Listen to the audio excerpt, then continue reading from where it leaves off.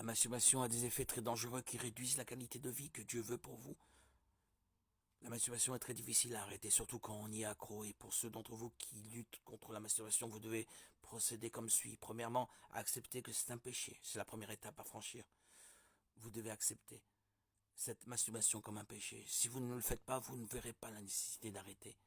Deuxièmement, sachez qu'il n'y a rien que Dieu ne puisse faire, aussi difficile soit-il. Jérémie 32, verset 27 dit « Voici, je suis l'Éternel, le Dieu de toute chair. Quelque chose est-il trop difficile pour moi? Dieu est capable de vous aider. » Troisièmement, identifiez vos déclencheurs et travaillez sur eux. Matthieu 5, verset 27 à 30 dit « Tu ne commettras pas d'adultère. Mais moi, je vous dis que quiconque regarde une femme avec convoitise a déjà commis un adultère avec elle dans son cœur. Si votre œil droit vous fait trébucher, arrachez-le et jetez-le. Il vaut mieux que vous perdiez une partie de votre corps plutôt que tout votre corps soit jeté en enfer.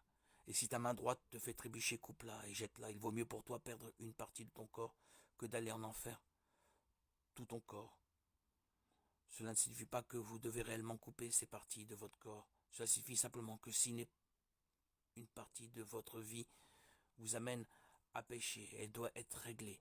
Si vous êtes poussé à la maîtrise en étant seul, évitez-le. Si votre élément déclencheur est sexuel par un film ou une musique, évitez-le. Ne soyez pas si dur avec vous-même. Vous devez réaliser que tout est un processus. Vous n'êtes pas obligé d'être dur avec vous-même. Même si les autres le sont, ne vous ont pas fait avancer. Petit à petit, étape par étape. Célébrez chaque victoire que vous obtenez. Ne laissez pas les autres dénigrer vos progrès. Même si vous faites une erreur, n'abandonnez pas quoi qu'il en soit. Continuez d'essayer d'arrêter. Peu importe jusqu'où vous êtes allé, vous n'êtes jamais trop loin pour vous arrêter.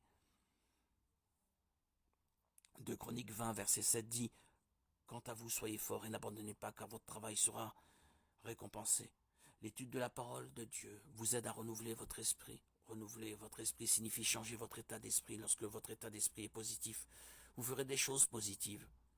La parole de Dieu vous aidera à commencer à penser aux choses qui sont divines.